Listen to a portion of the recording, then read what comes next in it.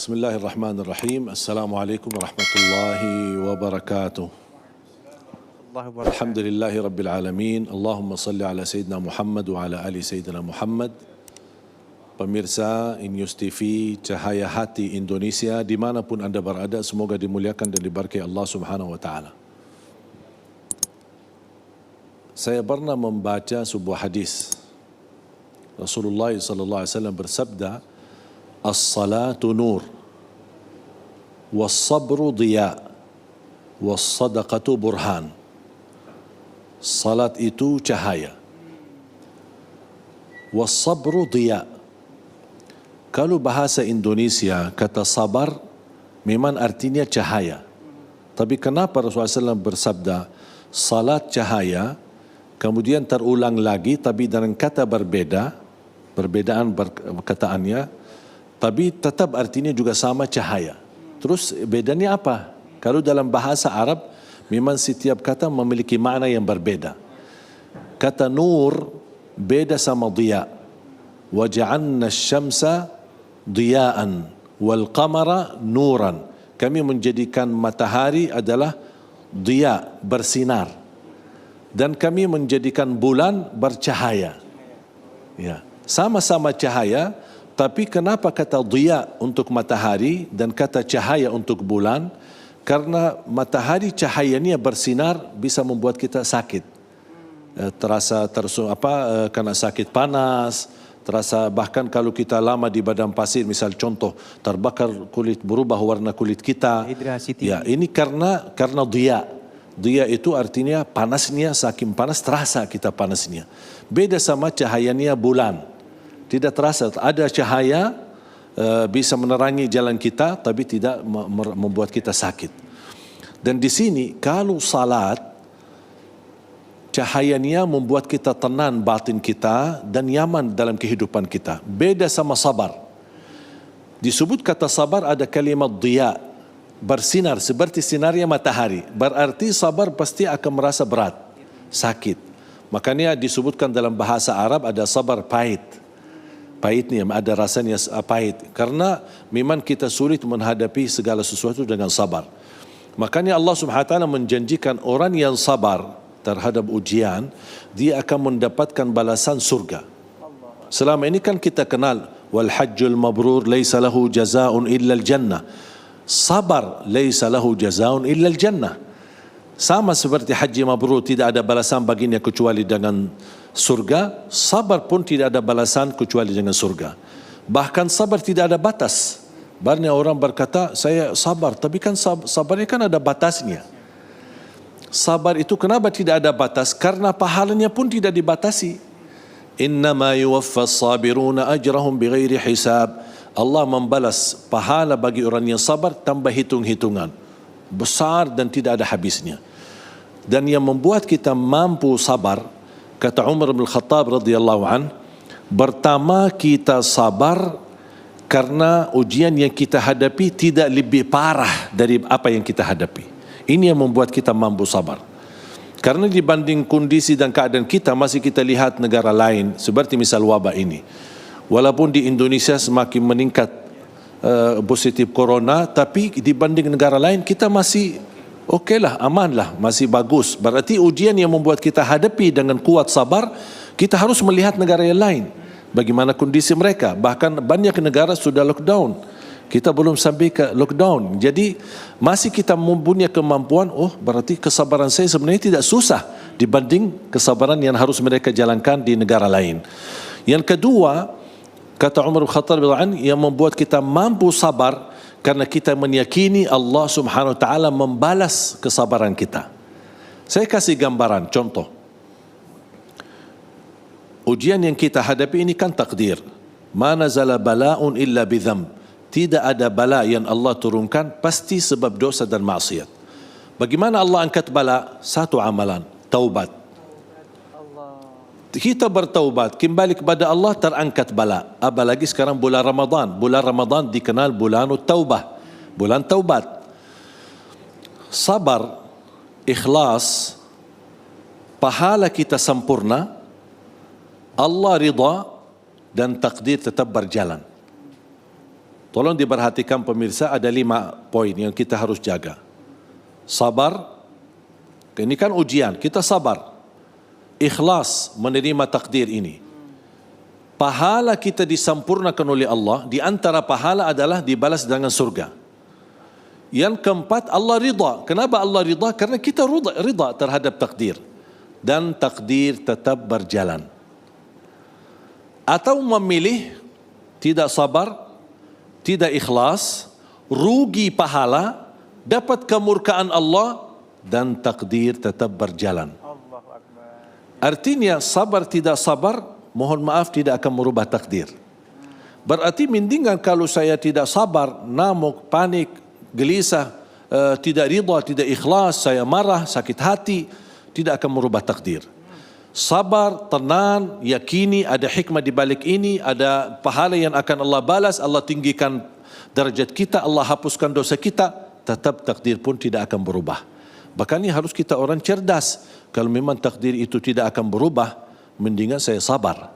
Daripada saya rugi pahala, malah justru rugi juga dapat kemurkaan Allah, belum lagi sia-sia di akhirat. Makanya pahala sabar ini walaupun agak pahit, tapi kita bisa merasa kekuatan iman dengan kesabaran kita. Dan juga yang mendorong kita sabar, karena selama ini ternyata kenikmatan yang kita dapat tidak membuat kita sadar untuk mensyukurinya. Contoh, sebelum ada COVID-19, gimana aktivitas kita? Pulang pergi cari kerja, cari nafkah, alhamdulillah nyaman-nyaman saja. Anak kita ke sekolah, bahkan ada di antara kita punya anak yang sendirian atau bersama kawan-kawan yang ke sekolah sendirian, nyaman-nyaman saja. Kita pergi ke kantor, pulang ke rumah, nyaman-nyaman saja. Jalan-jalan ke mall, jalan-jalan ke mana-mana, malam minggu atau hari minggu, hari libur, kita ke pantai bersama keluarga, nyaman-nyaman saja. Semua ini yang berlalu nikmat, tapi sayang sekali kita mensyukurinya. Begitu kehilangan nikmat tersebut, muncul rasa gelisah. Cuba kalau karena nikmat ini tidak ada jaminan kekal. Makanya kata Umar bin Khattab radhiyallahu an, "Ikhshawshinu fa inna an-ni'mata la tadum." Belajar hidup susah karena nikmat tidak dijamin kekal. Sekarang ternyata selama ini kita jalan-jalan ke pantai nikmat. Selama ini kita lagi ramai-ramai ke kantor sambil minum kopi pagi-pagi, nikmat. Ternyata bersama teman-teman sambil bersalaman, naik motor bersama, nikmat. Kita bersama keluarga tidak menjaga jarak, bersentuhan, berbulukan, tidak ada masalah, nyaman saja, ternyata nikmat. Tapi kenapa di saat kita nikmati, kenapa kita tidak syukuri? Makanya la in syakartum la azidannakum. Jangan-jangan gara-gara kurang syukur kita itu yang mengundang bala. Karena dosa itu tidak harus lakukan zina, harus melakukan tinggalkan salat. Bisa jadi tidak mensyukuri nikmat itu termasuk dosa yang bisa menghadirkan mengundang bala atau ujian. Dan ada orang berkata berarti ujian yang kita hadapi ini jangan-jangan jadi azab atas balasan apa yang kita berbuat. Tidak. Beda bala sama azab. Kalau kita bilang bala, ujian, yang baik bisa kena, yang buruk bisa kena, yang salih bisa kena, yang biasa bisa kena, ulama bisa kena, dan juga orang awam bisa kena. Tapi kalau azab, Allah turunkan sebagai hukuman terhadap orang yang tidak beriman. Ujian masih ada yang tersisa habis ujian. InsyaAllah COVID-19 akan berlalu. Masih ada aktivitas kembali normal. Tapi kalau turunnya azab, tidak ada satu pun yang akan tersisa. Contoh, mana ada keturunan Fir'aun sekarang? Mana ada keturunan dari orang-orang yang tenggelam di zaman Nabi Nuh? Karena sudah kena azab orang yang tidak iman kepada Allah SWT. Jadi jangan ada orang berkata, jangan-jangan corona ini azab. Kalau azab berarti tidak ada yang tersisa di bumi. Tapi kenapa tidak diazab? Walaupun perilaku kita dosa dan maksiat lebih parah dibanding umat yang terdahulu, ini berkat doa Nabi kita Nabi Muhammad sallallahu alaihi wasallam. Nabi Muhammad telah berdoa kepada Allah, ya Allah jangan binasakan umatku. وَمَا كَانَ اللَّهُ مُعَذِّبَهُمْ وَأَنْتَ فِيهِمْ وَمَا كَانَ اللَّهُ مُعَذِّبَهُمْ وَهُمْ يَسْتَغْفِرُونَ. Selama engkau Nabi Muhammad masih ada, Allah tidak akan menurunkan azab yang menghabiskan umat ini. Begitu Nabi Muhammad SAW meninggal, ada yang melindungi kita dari azab adalah istighfar kita. Makanya Nabi Yunus alaihi salam ketika dia berdakwah, kemudian dia tidak sabar untuk menghadapi umatnya, dia merasa umatnya tidak mau menerima dakwah. Udah, saya balik. Dia berpaling dari kaumnya. Dia pergi sendiri tanpa diizinkan oleh Allah Subhanahu wa taala. Makanya Allah Subhanahu wa taala memberikan ujian kepada Nabi Nuh, kepada Nabi Yunus. Kemudian ditenggelamkan di dalam air laut. Dimakan sama ikan, tapi Allah diamkan di dalam perutnya ikan. Dia menghadapi 3 kegelapan. Gelapnya malam, gelapnya air laut, dan gelapnya perutnya ikan. Apa kata Allah Subhanahu wa taala?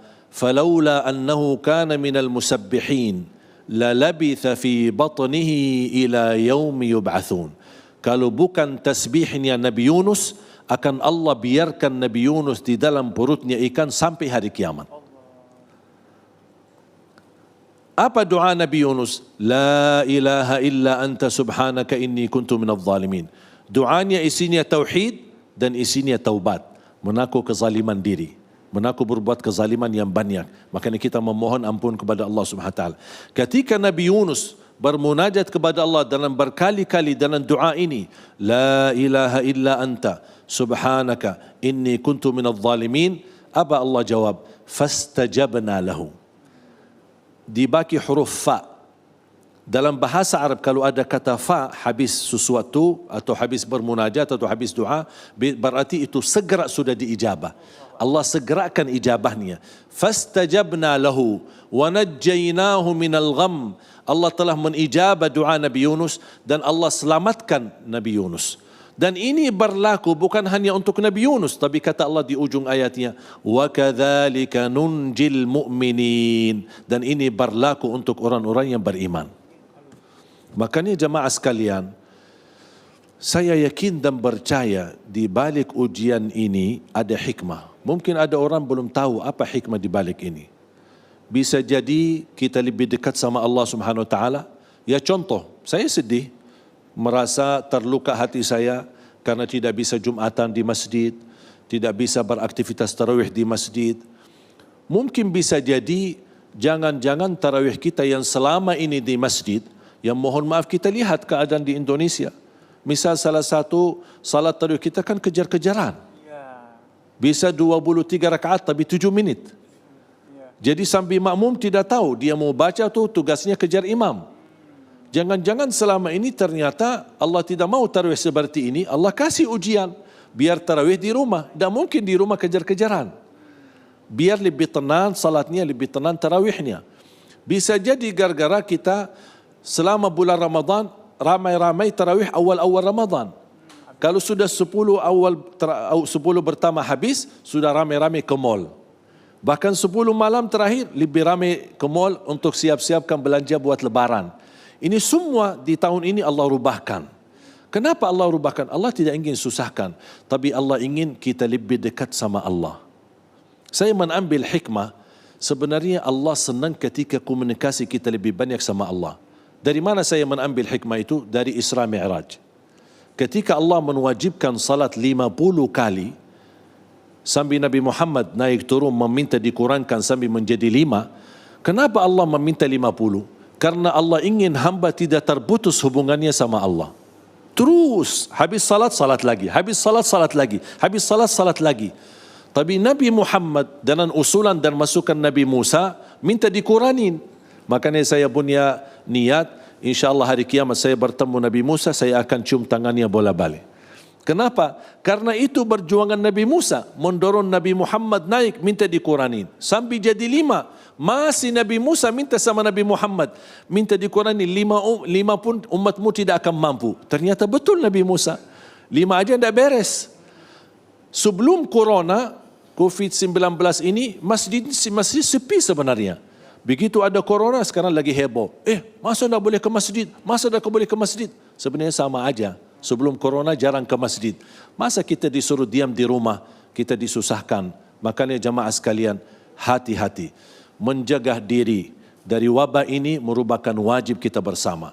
Jaga kebersihan, jaga jarak, selalu cuci tangan dan hati-hati dari tempat ramai. Kalau perlu anda keluar, selalu gunakan masker dan jaga diri jauh lebih baik daripada berobat.